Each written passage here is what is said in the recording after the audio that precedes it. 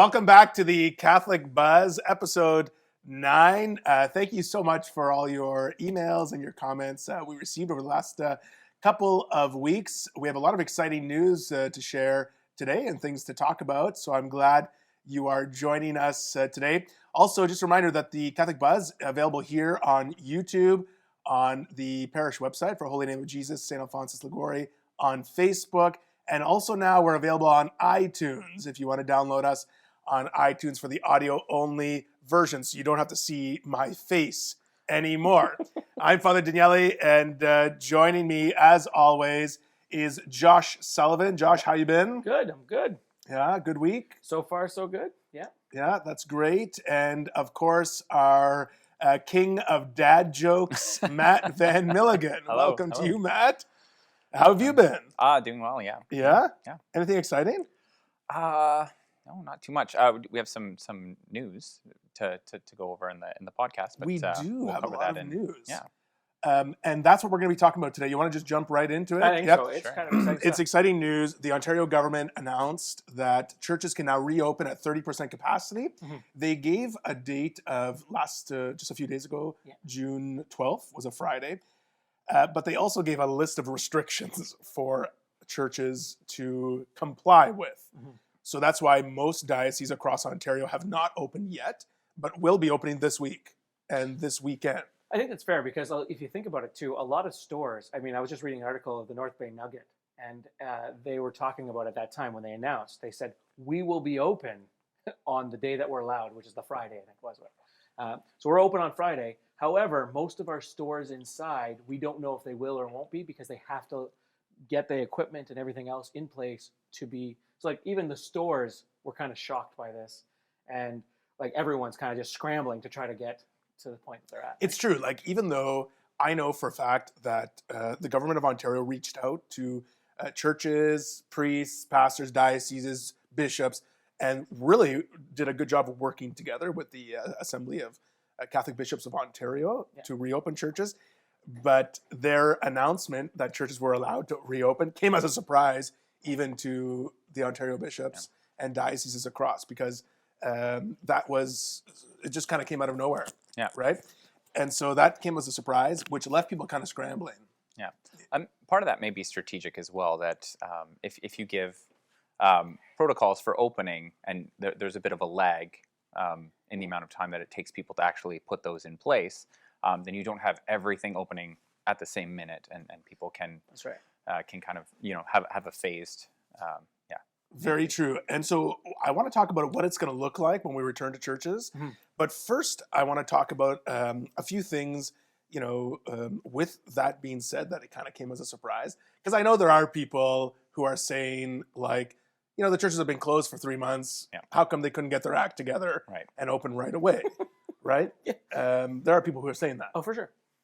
So I think it's important to remind people that to open our churches, to open anyone that's reopening right now after the COVID-19 isolation, is trying to do it safely and trying to do it correctly, because it's still a risk to be out in public. Right now, we're still in a time of pandemic. Like, the pandemic has not been lifted. And the people that come to Mass on a regular basis, if you were going to look at, the age groups, unfortunately, most people are probably going to fit into that very riskier category of anywhere from 50, 60, 70 and above. Right. You're going to have some young families, of course, but most of the people are in that riskier category that might need hospitalized, or like 20% need hospitalization or whatever else. And so you want to make sure that you're doing everything possible to keep these people safe, as well as keep the whole community safe. On the flip side, you want to make sure you're doing everything right, because the government then doesn't have a reason to close you down more, if that makes sense, right? For sure. We've got to make sure we're listening to the regulations, because otherwise the government just says, oh, you know what? Listen, Catholic churches specifically weren't listening to the regulations, so they're not going to open until past stage 3, when all the sports arenas can open. You know what I mean? Yeah, and I think we have a responsibility to keep our parishioners safe. Of course. That's, as a pastor, for me, I take that very seriously. Like, people who are coming, I would hate and be so embarrassed, mortified, and hurt if someone got sick in our building. Like, that would be awful, right?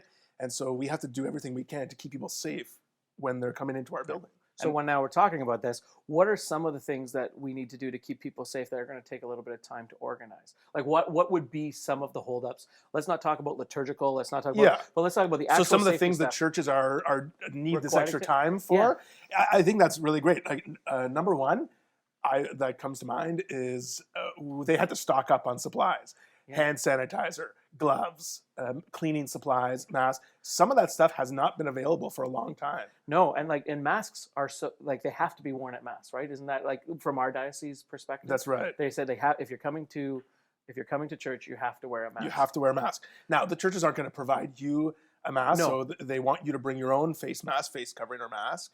But the church is still responsible to have some for its volunteers, which is another big reason why we couldn't open right away. We have to train our volunteers safely to be able to welcome people back to church, make sure people are keeping their distance, make sure the capacity numbers are respected that are given to us by the government, and cleaning of the church.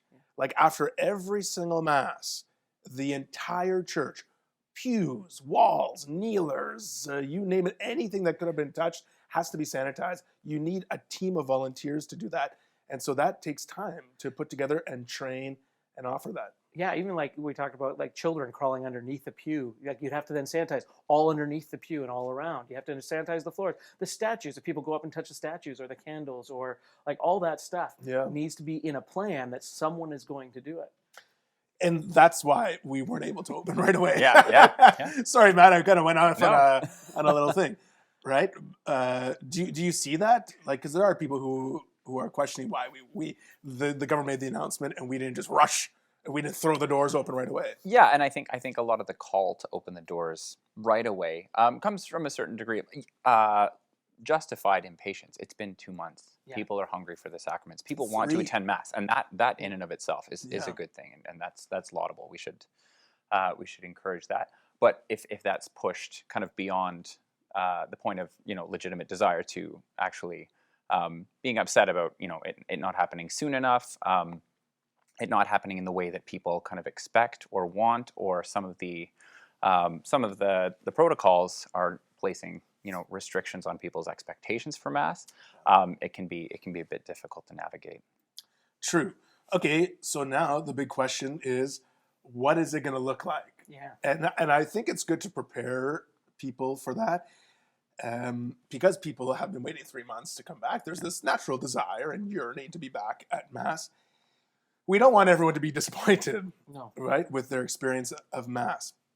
So it is going to look a little different, just like it looks different when you go to the grocery store right now. It looks different at the bank. It looks different at the farmer's market. It's going to look different in your church, wherever you are. And I think people have to be prepared for that.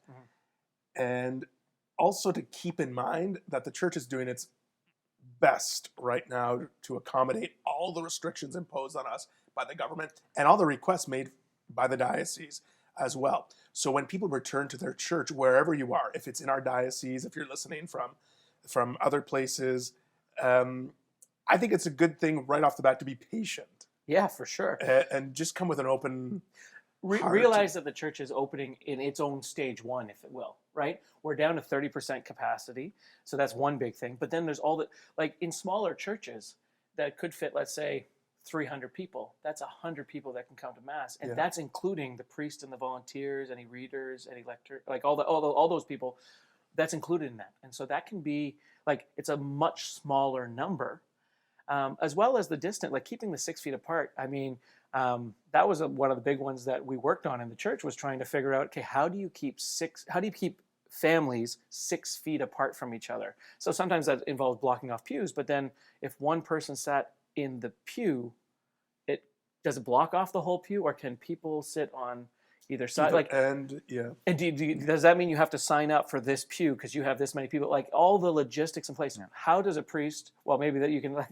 The struggle of how does a priest or even the pastoral community tell us who can go to mass? What are the options out there? Yeah, so there's many options. I don't know what every parish is doing across our diocese, but the bishop and the diocesan team that's kind of been giving us protocols for reopening has left that part up to each individual community. So some parishes are doing first come, first serve. If you aren't there, like if you're there, they're only allowed so many people. Once that number is hit, they turn people away. Some communities are doing sort of a registration. They call into the parish, reserve your spot, go online, reserve your spot. Some people are doing an alphabetical sort of thing.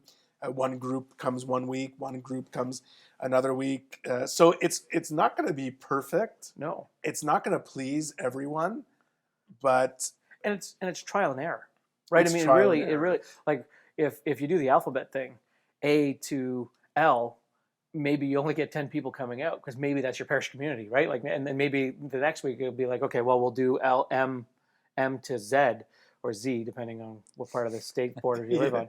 But you go, then you say, okay, well, but all of a sudden half the church shows up. You know what I mean? You have to close the doors after a certain amount or something. Right. Those are all going to be trial and errors. And it reminds me of being on a pilgrimage. And the reason I say that is because when we take our youth on a pilgrimage, we found, if we explain what the purpose of a pilgrimage is there's going to be a little bit of trial and error. There's going to be some suffering. There's going to be some waiting. There's going to be some times of doing things that you don't want to do. But if you look at this, if you look at a pilgrimage that way and you offer up the suffering from a couple episodes ago, right? You offer up that little bit of suffering during that time towards the good, like say, Lord, just like help, offer that suffering for good. You're able then to make that pilgrimage in a much, it makes the pilgrimage for everyone a lot more enjoyable, if that makes sense. And so if we look at the reopening of the churches as a bit of a pilgrimage, you don't actually have to go anywhere because you're just going to the church. But if you look at that as a pilgrimage, meaning there's going to be things that people don't like, people don't want, things that aren't happening the way that people want them. You can always bring up your concerns, I'm sure, to the priest or to the pastoral council, and they might have an explanation to you. But they're also like, their hands are tied, right? Yeah. And a pilgrimage, I think, is a good image because for a lot of people, they don't necessarily see the end game, or they don't see like that. This isn't what church is going to look like post-COVID indefinitely. This is a step along the way. This is an interim solution that allows us to have access to the Mass, our Sunday obligation, but isn't the be all end all. Once we get into another phase where we can start loosening more restrictions, then we'll get back to normal. This isn't the new normal. Yeah, so let's talk about it. What is the diocese requiring of us right now when we reopen this coming weekend? So number one, we've already mentioned 30% capacity. Okay, so whatever the fire code, whatever the fire restrictions are in your own parish community, 30% of that is only allowed. That's a number given by the Ontario government right now. Okay, churches are by the diocese has instructed these following things. Churches are only allowed to open 30 minutes before the time of Mass. So that is to limit the exposure. The exposure. Yeah, that's the word I was looking for. You mentioned this already. It's going to be unpopular with some, open for scrutiny, but the diocese has mandated everyone must wear a mask. Yeah. And this is the diocese document. Everyone must wear a mask. People not wearing masks will not be allowed to enter the church. So there you go. Yeah. So that's a big one. That's a big one. Especially if you have kids. Yeah, kids, and then not only that, but some people just don't like wearing masks or can't wear masks. Maybe there's some skin conditions or something like that. Or asthma. Exactly. Or feeling confined of some sort, like claustrophobic or something. That's right. Obviously, if someone does not feel well, they should not be coming to Mass. Yeah. Okay, under any circumstances, not feeling well. 6 feet distance between people must be maintained. Obviously, families who are part of that same household or bubble can sit beside each other. No holy water, no children's liturgy is allowed. Washrooms are only to be used for emergencies only. So they're pretty much off limits. They're pretty much off limits, yeah. They will be open, of course. And then, here's one. It is not necessary to receive Holy Communion during Mass. And if one feels uncomfortable doing so, one can legitimately remain in your seat. Communion, to receive communion, people are being asked to receive it in the hand only. Yeah. That's another thing we're open for scrutiny on, because some people receive communion on the tongue, respectfully, reverently, and legitimately. That's an acceptable way of receiving the Eucharist. Now they're being told they can't do that.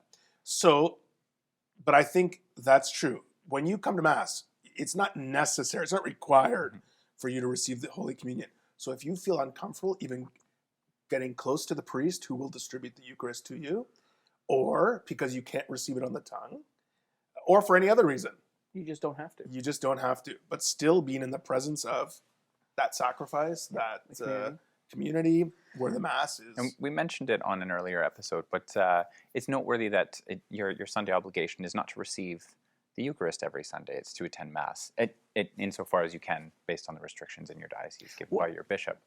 What is to receive communion? Is it a year, or is it you have to receive communion once a year? Once a year. That's what the saying is. I mean, the saying that's what the rule. The minimum requirement, I Is guess, once is a to year. receive the Eucharist once a year, and it says, and it should be done in the Easter season. Yeah. Okay. So our Easter season this year in 2020 was a write-off, right? None of us Could receive it. could receive the Eucharist during the Easter season.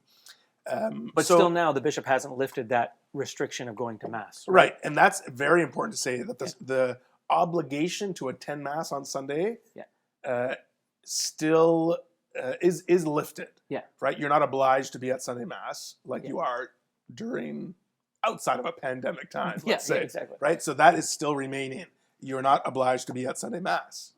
And so they can still watch Mass at home if they feel more comfortable there, or if they feel sick, or if they don't want to expose themselves to a community type event. For sure. So. And that's worth mentioning too. Most parishes, I believe, I know the Sunday Mass that we're filming here will continue because of the limited capacity allowed in the churches. So that's what the diocese is mandating for us.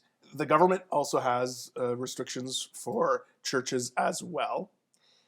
It's not going to be like always coming to church. Yeah. Let's talk about how people can look past those things and still have the celebration of Mass be something that's really special for them, especially since we haven't had it for 3 months. Yeah, I think the fact that it is not going to be like always is going to force a lot of people to see Mass. From a different perspective, through new eyes, and maybe evaluate some of their own expectations for what Mass should be. When I first read these, I was obviously concerned about kind of the logistical, like if you're spending, 80% of your mental resources during Mass on the logistics of, okay, how far am I away from everyone? What have my kids touched? Whatever, it's very difficult to actually participate in Mass. But I think one of the other things that, like, placing certain restrictions on the liturgy, procession, music, community. A lot of people go to Mass for the community to catch up with people kind of directly, and it almost reminded me of back in kind of my Protestant days when you'd kind of church hop, or you was like, because you weren't kind of within a parish, or you weren't necessarily committed to a specific community, that it's like consumer Christian. Like I'm fed by music, so I go to the church with the best music. Yeah. I'm fed by community. I go to the church where I have, and it's kind of like a buffet of what I need to be kind of spiritually fed. So becoming Catholic, there's like, okay, no, like getting to the point where I realized that the center of the Christian life is the Eucharist, is and just kind of everything else kind of feeds into that the music in Mass is secondary, the community in Mass is secondary, and all of these things, and communities run into problems when they try to treat things that aren't central as central. Yeah. So for a lot of people, like, demanding these things or having real issues with the absence of these things, it can really call into question our expectations of what we're there for. Yeah. Yes, I agree with you. And the way I look at it right now is attending Mass during this time is a privilege. It's like an extra treat. Yeah. Yeah. And I mean, it's always a privilege, right? Yeah. There are some places in the world that just don't have the celebration of Mass. Even just regularly. a couple hours north of us here. You know what I mean? In exactly. Moosonee and Northern those areas. Ontario, That's for what I'm thinking. sure. Like Yeah, way, the way diocese north, of no Moosonee. more north than us. That absolutely. Now it feels like more of a privilege because even some place in the world right now, Still not. churches are still closed. Ontario is the biggest one, isn't that? Like 30% Is the largest capacity allowed in in a Canada mass right now? Yeah. 30%. The other dioceses aren't allowing that. Right. So it's a privilege, and I think you're right. Seeing the celebration of Mass with new eyes, seeing what's important, I think that would be a really cool experience of Mass. Yeah. You know. Now, there's, like you said, there certainly are things to distract us, right? Yeah. There's pews taped off and Yeah. X's on the ground, and everyone's wearing masks. You know. Yeah. So there are certainly things we can get caught up on and distracted by, but I think it's a really good opportunity to focus on, let's listen to the word being proclaimed. That's right. Let's participate in the Mass, in the consecration. Think in about the Eucharist words being- you're saying too. Yeah. Yeah. I really like the fact that we're all wearing masks, mostly because I do music. And so that way we can say, you know, like no one's going to be able to tell who is singing or not. So we should hear a lot more singing going on, right? Is because you're all covered up there. You can't really see. I think that would be good. I'm expecting, even though there's less people, it's going to be louder when it comes to singing. You think so, Ed? Well, I'm open. You know, always hope for the best. And all these restrictions and all these things that we're talking about, I don't want to make it seem like, I think there's still a real joy. Like, I'm excited Oh yeah. for churches to open. And I don't want, this is just the reality of our situation that we're talking about today. Yeah. But the joy is still there. Like, the excitement should be there of returning to your community, celebrating Mass. Sure, it's not going to look the same, but being welcomed back and being participating in the Eucharist again, 3 months, almost exactly 3 months after Masses were canceled. Yeah, this is an oasis in the desert. This isn't That's so it's not a continuation of the desert. The churches are opening, and it's not kind of the end game. Like this isn't the fullness of what we're capable of, kind of liturgically or as a community. But it's something in the meantime, and I think, that's something to be appreciative of. For sure. And if the crowds, if people are having difficulty with the 30%, you can't get into your church on Sunday. There are weekday Masses available with probably smaller crowds that you can, remember, the Sunday obligation is not in force. So you can go to Mass on Tuesday, you can go to Mass on Wednesday, you can go to Mass, during the week. What's something that you are looking forward to going back to Mass? For me, I think I'm honestly is the music, is to be able to sing together in the community. I got to be honest with you, since like I do music on a regular Sunday basis, like I play in the choir.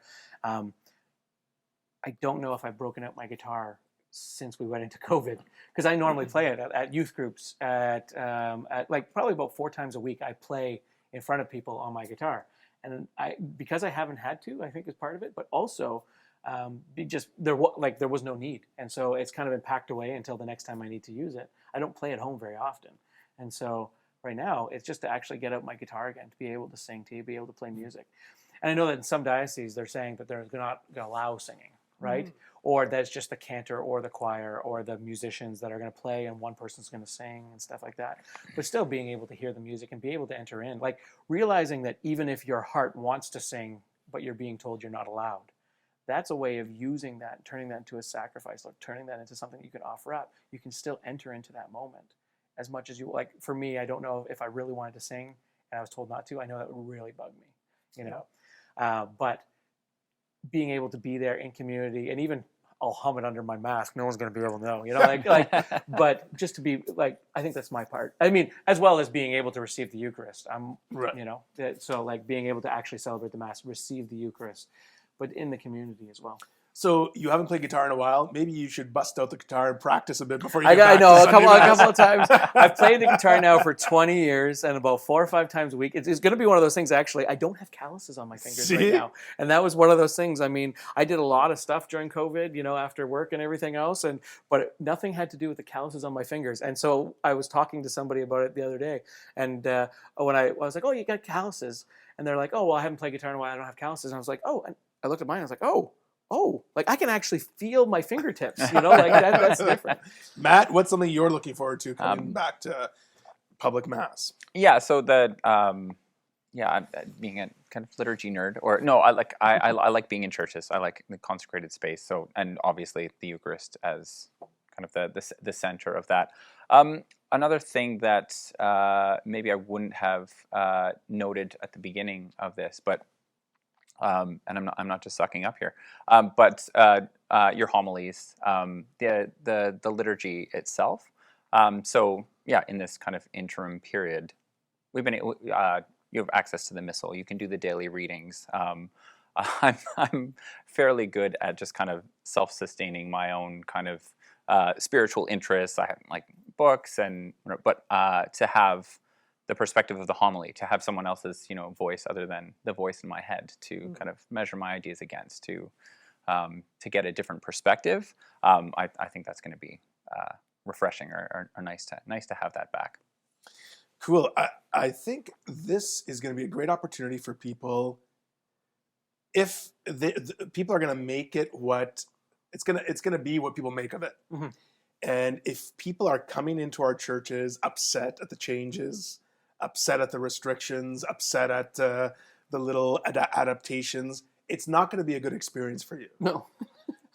So we're asking people to come with an open heart, to be safe, to be cautious. We're doing everything we can to keep people safe. You need to play your part as well. Mm-hmm. And just let yourself enter into the liturgy again. Yeah. Let's remind ourselves why we're at Mass. We're at Mass to worship God, mm-hmm. and not to sit in my own favorite pew. That's blocked off That's now. blocked off. That's taped off. Or, we might not see everyone we want to see on the first couple weeks. We might not have donuts after Mass or coffee or things like that. But let's remind ourselves why we're there. We're there to worship, and it's going to be a beautiful experience if we're open to that beautiful experience. For sure. Jesus will be there. Yeah. Jesus is present. Whether you like it or not. Yeah. So let's take this opportunity and let's just make the best of a situation. We're blessed that we're allowed to reopen. Yeah. So let's make the best of it. Mm-hmm. We could be shut down for a while. I was reading in the newspaper, the local newspaper had an article about the Diocese of Sault Ste. Reopening their churches again. And in that article, it said that the Anglican churches in our same region are remaining closed until September, right? So it's a privilege that we're opening on the weekend of June 20 and 21, this coming weekend. So let's just let ourselves be filled with the Spirit, celebrate well together in the circumstances that we're in. Yeah. Yeah, I think it's a good... I'm excited. It is exciting. It really is exciting. It's exciting to see the faces. I mean, you see them sometimes. I saw people in grocery stores that I wouldn't normally see except on Sunday Masses, that odd bump in, and I see them, and I'm like, oh! And then we really want to see each other. We really want to talk because we haven't seen each other in 3 months. Yeah. So the community stuff, that's exciting part too. But also remembering the restrictions are in place. So you're not going to be able to stand at the back foyer, 80 strong, and just chat. You're maybe going out and talking by your cars if you're far enough distance apart and stuff. I don't think most places will be monitoring that as long as you're outside the building, right? But standing at the back and chatting. But it also may give you that opportunity to also enter into Mass ahead of time. You're going to sit, you're going to kneel, you're going to pray, enter in that, get your heart ready for Mass, experience Mass, and then come out and then leave in community, which would be great.